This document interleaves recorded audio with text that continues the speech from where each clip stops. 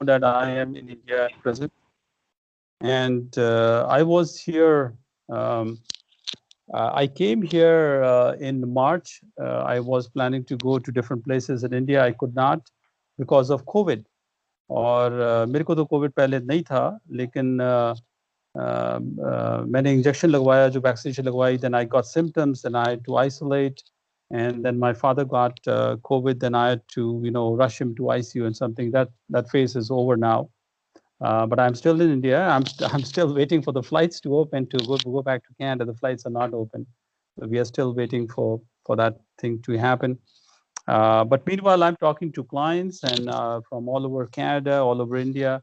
Many of them asked me if they want to come and meet me, but I say, it's not possible क्योंकि COVID में दूरी रखनी होती है, और I don't feel good right now to meet people, but I'm still connected to a lot of work and I'm submitting applications.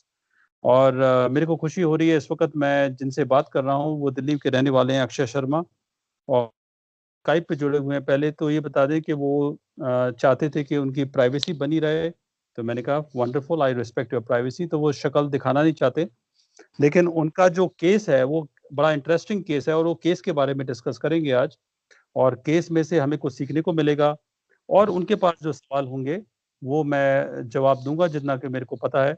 और अक्षय, आपको आवाज आ रही है मेरी? जी सर, आपकी आवाज आ रही है।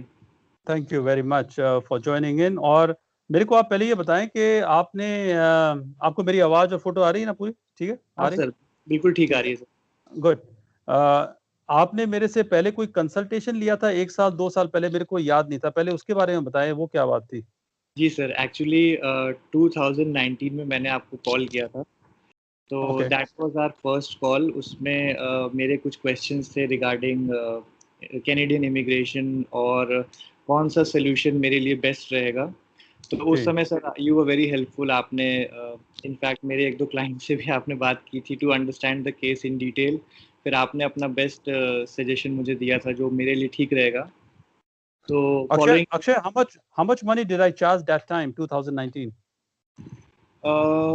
सर मेरे को एक्चुअली एग्जैक्ट याद नहीं है, अराउंड मे बी सर $200 होगा अराउंड, मतलब मेरे को एग्जैक्ट याद नहीं है। Yeah, that time it was 220. That time I think it was $220. So कई लोग ये पूछते हैं कि हम बात करने के लिए पैसे लेते हैं, तो आपने बात करने के लिए पैसे दिए, 2 साल बाद आपको कुछ बताया होगा, कुछ एडवाइस दी होगी, लेकिन उसको एडवाइस को आपने फॉलो किया और आपको कुछ फायदा हुआ, और आज तभी आप मेरे से जुड़े हुए हो। तो वो क्या एडवाइस थी और आपने क्या किया? जी सर, पहले इस चीज़ पे सर मैं बोलना चाहूँगा कि लोगों को ऐसा लगता है कि मतलब कंसल्टेशन फीस क्यों है, बट वो ये नहीं समझते कि अगर वो एक सही इंसान से, एक जिसे कहते हैं एक सर्टिफाइड बंदे से नहीं ले रहे हैं सजेशन, तो आगे जो पैसा वो लूज़ करेंगे उससे बेटर है कि वो थोड़ा सा एक पैसा खर्च करके, बहुत ज़्यादा अमाउंट भी नहीं है, थोड़ा सा पैसा खर्च करके सही गाइडेंस ले लें, एक सही नॉलेज ले लें, ऐसा मेरा मानना है। तो इसीलिए मैंने it was an investment for me, जो कि अभी इट इज़ पेइंग ऑफ। जो आपकी गाइडेंस थी मैंने फॉलो करी। तो उस समय सर एक्चुअली आपने गाइड किया था to go for basically since my wife उनको MBA करना भी था और हम इंडिया में भी ऑप्शंस देख रहे थे, तो आपने बोला कि इफ़ पॉसिबल अगर हम कर सकते हैं तो हम बाहर से ही मास्टर्स करें, क्योंकि उसका बेनिफिट ये भी होगा कि एक बाहर की डिग्री होगी और हमारे ऊपर एक इन्वेस्टमेंट हो जाएगा कि हमने अपने ऊपर एक इन्वेस्टमेंट किया, एक बाहर की डिग्री ली, एंड उससे थोड़ा हमारे जॉब प्रॉस्पेक्ट्स भी बढ़ जाएंगे, and definitely it's going to help us in the long run. तो वही फॉलो करते हुए सर आज के मेरे क्वेश्चंस हैं, क्योंकि अब हम अप्लाई कर चुके हैं सर मास्टर्स। जी, पहले ये बताएं कि आपके वाइफ ने एडमिशन लिया और उसको एडमिशन मिल गया है, और साथ में फिर आपने स्टडी वीजा अप्लाई किया, अपने आप किया, किसी के पास नहीं गए? That's wonderful, I always like that. और आपके वाइफ का वीजा अप्रूवल हो भी गया है, उनको पासपोर्ट रिक्वेस्ट आ गई है कुछ दिन पहले, करेक्ट? जी सर, जी सर। जी, बहुत अच्छी बात है। तो वो जो इन्वेस्टमेंट थी आपने $220 की जो बात करने के लिए ली थी, उसका आपको एक वो मिल गया कि इनाम मिल गया, आपको फल गया वो जिसको कहते हैं, और आप फायदा। क्योंकि क्या है कि स्टडी वीजा के लिए भी लोग धक्के खाते हैं, कोई कहाँ जाता है, कोई कहाँ जाता है, और स्पेशली अगर कोई अनयूजुअल कोई बैकग्राउंड हो, तो लोग जैसे फैमिली अप्लाई कर रही है, मैच्योर कैंडिडेट्स हैं, so some people are charging a lot of money. और अगर आप थोड़ी सी इन्वेस्टमेंट में अगर आप जान ले कि कैसे अप्लाई करना है, तो व्हाई नॉट, आई मीन ठीक है, लोग तो लाखों रुपए देने को तैयार हैं कोई वीजा के लिए, और यहाँ पर एक कंसल्टेशन फीस के लिए कहते हैं सर जी आप बात करने के पैसे क्यों लेते हो? Does not make sense to me actually कि why even they ask, but sometimes they do. पर आपके वाइफ का वीजा लग गया है और आपने किसी लेकिन कंसल्टेंट से फॉर्म भरवाए हैं, और उसके बारे में आपके सवाल कुछ आपको पूछने हैं। हाँ, अब आप शुरू करें, बताएं आपके सवाल क्या है। आवाज आ रही? हाँ सर, आवाज आ रही है एक्चुअली, वो जी चली गई सर। जी जी बताएं।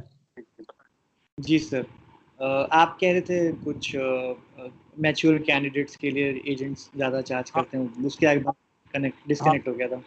हाँ, मेच्योर कैंडिडेट्स मतलब कि जिसकी एज 30 प्लस है उसको हम कहते हैं मेच्योर कैंडिडेट्स। एक स्टूडेंट की प्रोफाइल होती है 20, 21, 22, 23, 25 तक से नीचे तक एक स्टूडेंट की प्रोफाइल होती है, जो एक रेगुलर स्टूडेंट है, जो बगैर गैप के अगली ग्रेड में पढ़ रहा है। जैसे 12वीं के बाद बैचलर्स करता है, बैचलर्स के बाद मास्टर करता है, तो 25 साल तक हम इसको नॉर्मल प्रोफाइल मानते हैं।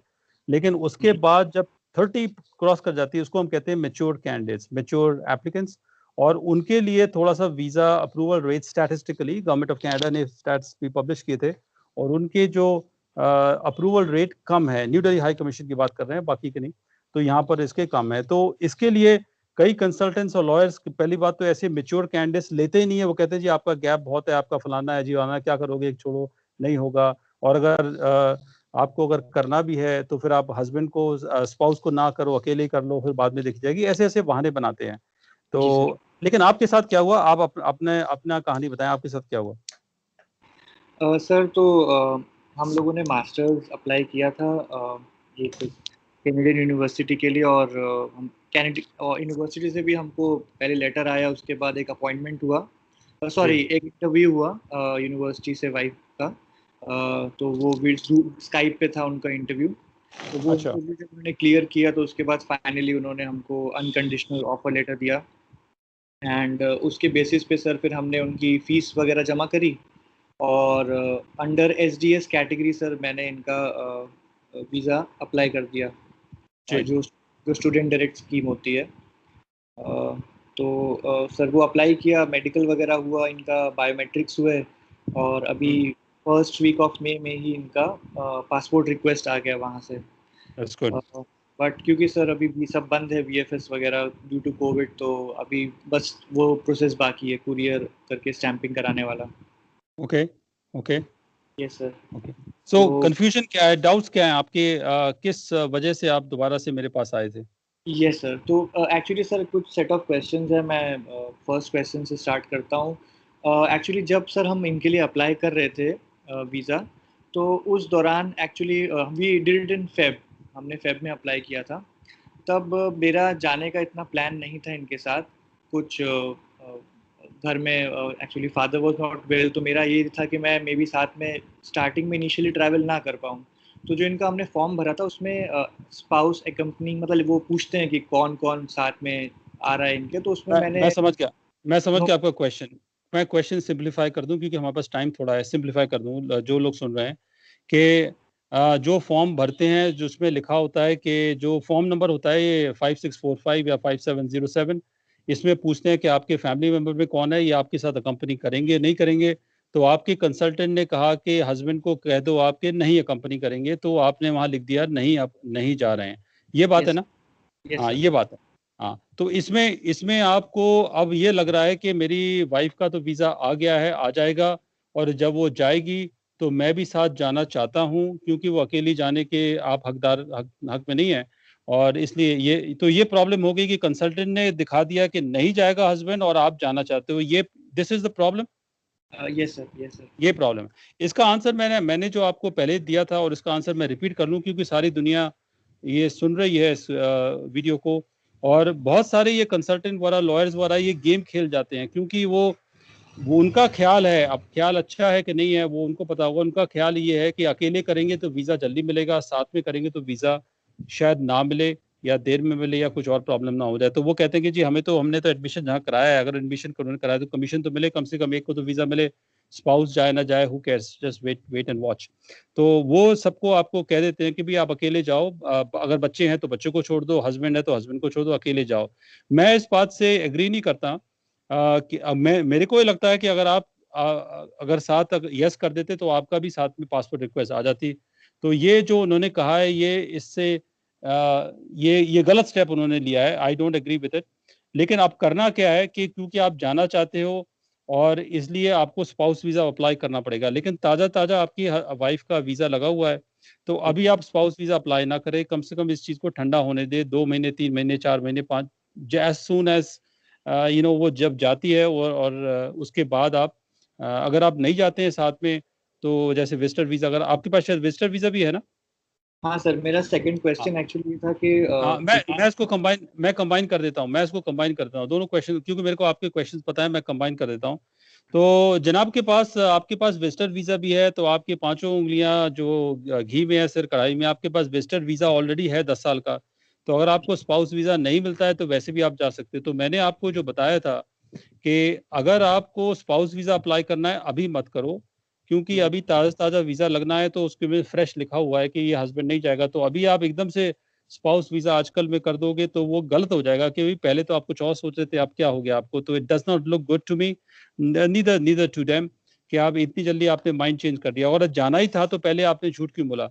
तो इसलिए मैंने जो आपको ये जो एडवाइस देनी थी वो ये देनी थी कि अगर आपके पास विजिटर वीजा ऑलरेडी है तो आप विजिटर वीजा पे कनाडा साथ चले जाओ, उसके टिकट बुक करा लो, उसको छोड़ के आपको सेटिंग करनी है वहां पर, उसके घर लेना है वगैरह, car insurance, lot of things.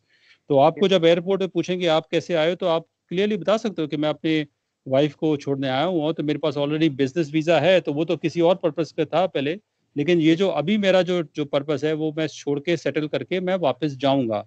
तो आपको मिनिमम 3 महीने से लेकर 6 महीने तक की एंट्री वो likely they will give it you. और उस दौरान आपको जितना भी टाइम रहना है, 1 महीना 2 महीने रहना है, अगर आपकी मर्जी है तो आप रह सकते हो।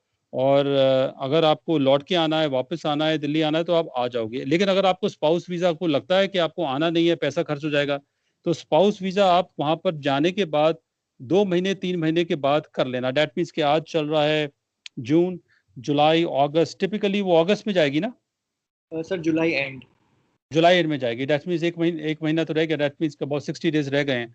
तो अगर आप भी अगर जाओगे, उसके साथ जाओगे, तो अगस्त सितंबर, आप दिवाली के आसपास कर लेना, ऑनलाइन अप्लाई कर लेना। अगर आपको कनाडा में रह के करना है तो वहां से भी ऑनलाइन कर सकते हो, पर अगर मेरे को लगता है कि जो सही कायदा कानून है, जो जेंटलमैनली जो तरीका है, वो है वापस आओ, दिल्ली आओ, अपना काम हम समेटो, जो काम कर रहे हो अपना, और इसके आगे फिर यहाँ करो। प्रॉब्लम ये है कि स्पाउस वीजा की प्रोसेसिंग तब क्या होगी, दिसंबर में, नवंबर में, we don't know.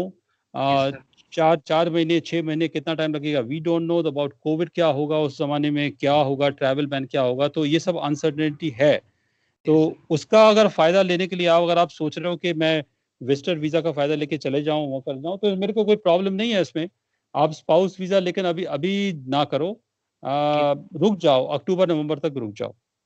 Yes sir, actually Canada से सर अप्लाई करने का मेजर रीज़न यही है कि इन केस मैं वापस आता हूँ एंड कोई फ़्लाइट बैन हो जाता है या फिर टाइम ज़्यादा लगता है मेरी फाइलिंग में, तो वो थोड़ा सा वेट ज़्यादा हो जाएगा। और अगर एज़ कम्पेयर टू अगर मैं वहीं हूँ और उधर से ही अक्टूबर नवंबर में अप्लाई कर देता हूँ, एटलीस्ट मैं I we will be together in that हाँ, सेंस कि वो अच्छी बात है, लेकिन मैं आपको बता दूं, थोड़ा बता दूं, अगर आप स्पाउस वीजा अप्लाई करते हो या नहीं करते हो, करना तो आपका हक है, आप कर सकते हो।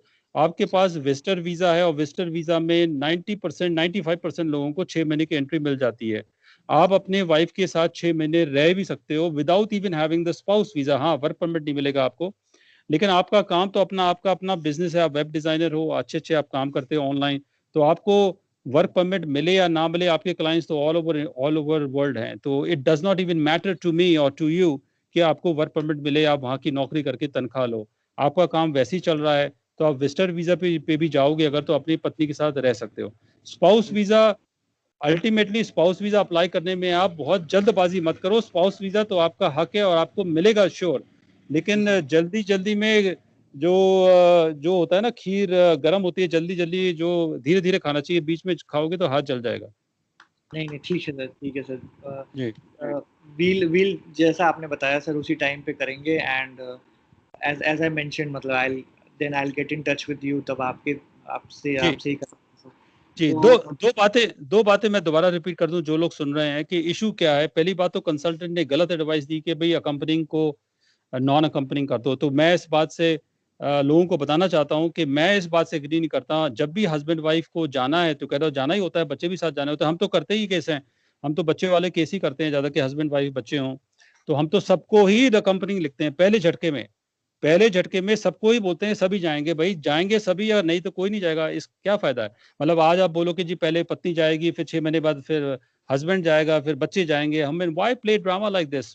Tell them there is no nothing wrong in telling them the truth कि भाई सब जाएंगे, और सबके वीजे लगते हैं। मेरे पास तो एक्टिव प्रूफ है, और कई क्लाइंट जो हैं मेरे, जो वीडियो देख रहे हैं, उनको पता है कि उनके कौन है जिनके वीजे लगे हुए हैं।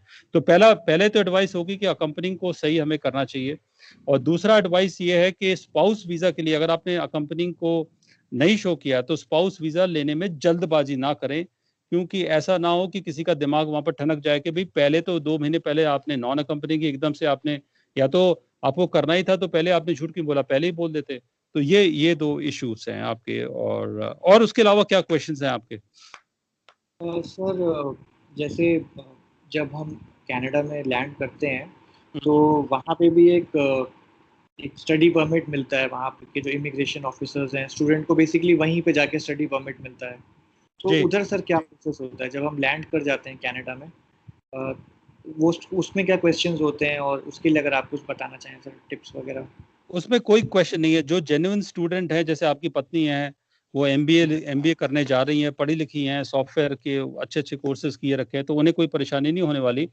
ये क्या होता है कि आप गए हैं कनाडा में, आपको पता है कि एयरपोर्ट पे आपका वो स्वागत करते हैं कि भी आप कौन हो, क्या नाम है, कैसे आए, क्या है पर्पस, क्या है। थोड़ा सा ठोक बजा के देखते हैं कि आदमी वही है, असली है, कि कोई झूठा आदमी तो नहीं है।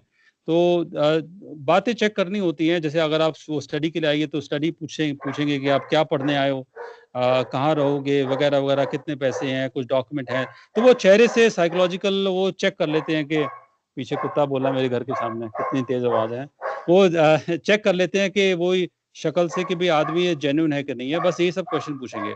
और आपसे, अगर आप साथ में गए हो तो आपसे पूछेंगे कि आप कैसे आए हो, क्या पर्पस है आने का। तो आप हमको बता सकते हो कि मेरा ये काम है, जो आपका काम है।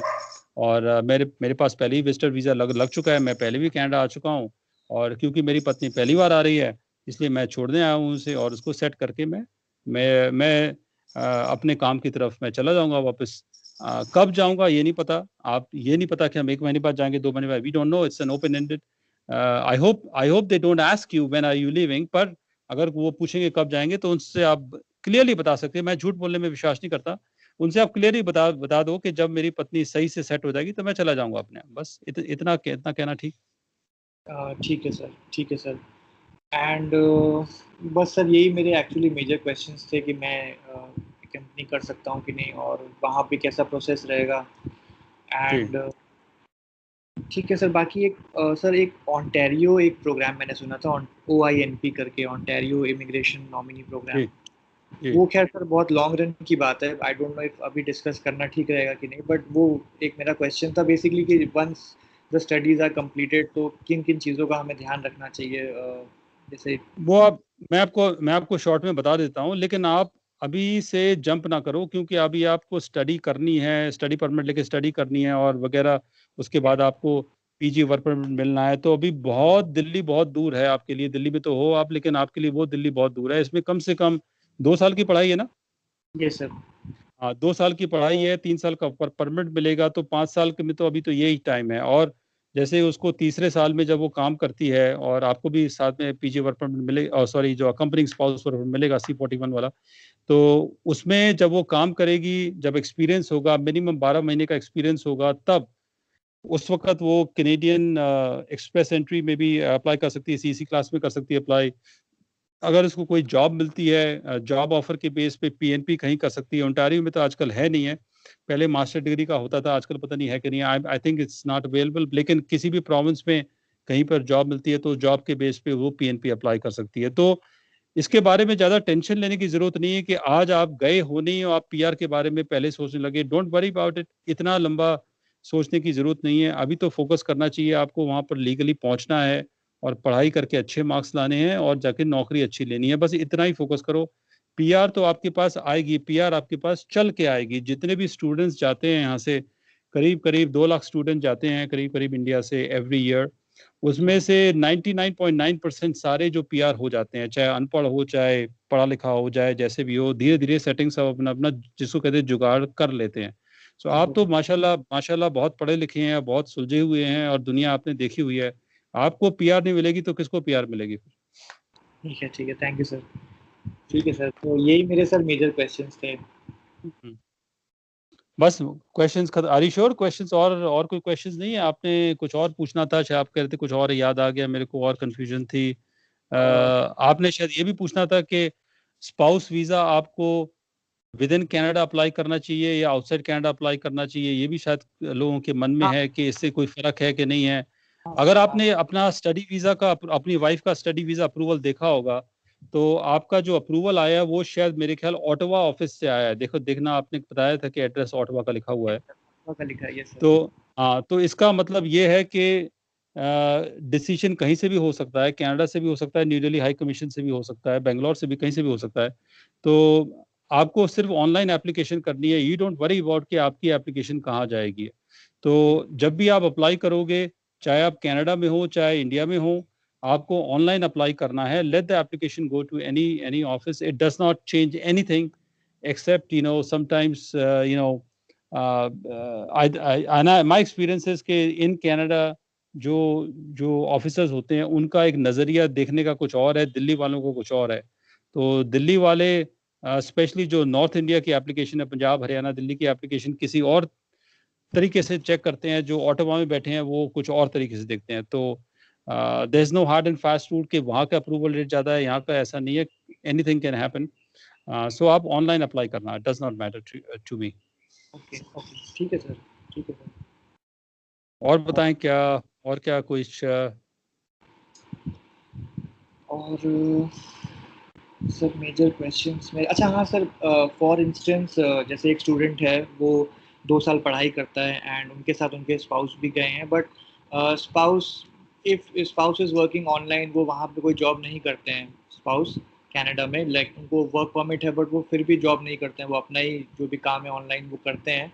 तो जब स्टूडेंट की पढ़ाई सर खत्म हो जाएगी, स्टूडेंट को तो पीजीडब्ल्यूपी मिल जाएगा, बट उस केस में सर स्पाउस जिसने अभी तक 2 साल में कोई जॉब नहीं की, वो अपना ही काम कर रहे थे, उनको सर एक्सटेंशन मिल जाएगा उस केस पे, जब स्टूडेंट को बिल्कुल 3। बिल्कुल मिलेगा, बिल्कुल मिलेगा। अगर आपकी पत्नी के पास नॉक OANB की जॉब है, यस सर। ग्रेजुएशन करने के बाद अगर उसके पास जॉब है और उसको तनख्वाह उस लेवल की मिल रही है, तो आपको भी साथ में अकम्पनिंग वर्क परमिट मिल जाएगा। चाहे आप वर्क परमिट को लेके उसको अचार डाल लो उसको, चाहे आप नौकरी ना करो, और इट डज नॉट मैटर, लेकिन आपको वर्क परमिट देंगे जरूर वो।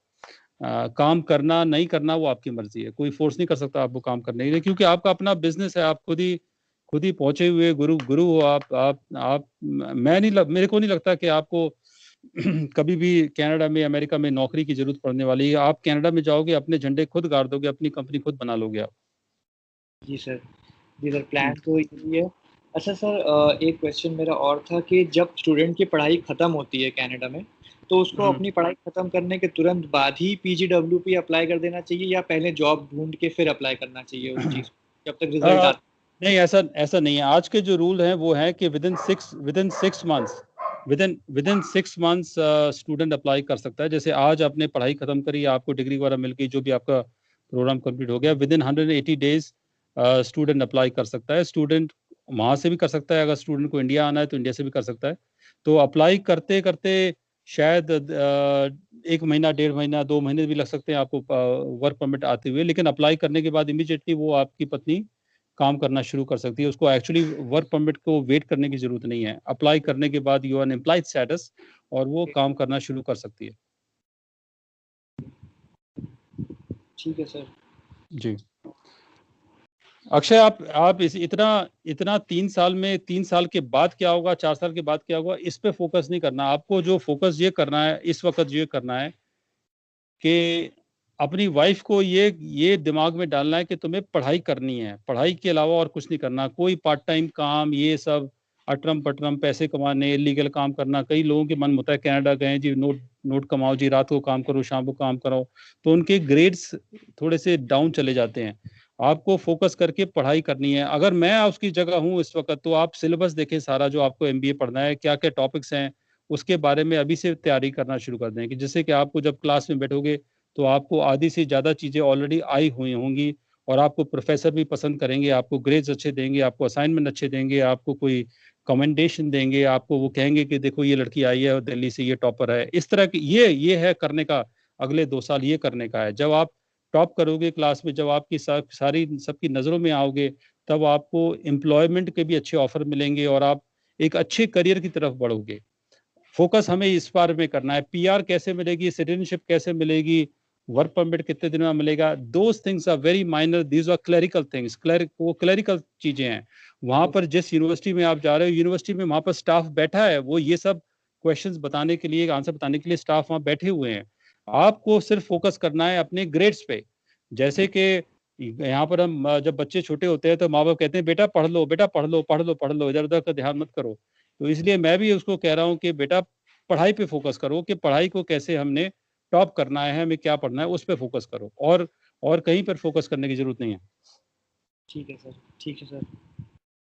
बाकी जो आपका काम है, जो आपका आईटी कंसल्टेशन का काम है, आप आईटी के वो स्पेशलिस्ट हो, तो जो आपके क्लाइंट्स हैं, सारी दुनिया में आपके क्लाइंट्स हैं, ऑनलाइन आपके क्लाइंट्स हैं, वो वैसे भी चलते रहेंगे, और वैसे भी आपको पेमेंट आती रहेंगी। अगर आपको इन फ्यूचर कोई अगर कंपनी वगैरह बनानी है कनाडा में, आपको बनानी है तो बना सकते हो, आपकी मर्जी है। पर 3-4 महीने में जस्ट वेट एंड वॉच, देखो, आप ओंटारियो देखो, टोरंटो देखो, क्या हो रहा है, कैसे लोग रहते हैं, कितना खर्चा है, क्या है, कितना टैक्स है, क्या उसके बिजनेस रजिस्ट्रेशन कॉस्ट है, ये सब देखो। आपका बैंकिंग के क्या सिस्टम है, पैसे का टैक्सेशन का क्या सिस्टम है, ये सब पहले स्टडी करो। 3-4 महीने के बाद फिर कोई उसको सोचना कि मेरे को कंपनी बनाने की जरूरत है कि नहीं है। ठीक है, ठीक है सर, ठीक है सर, ठीक है सर।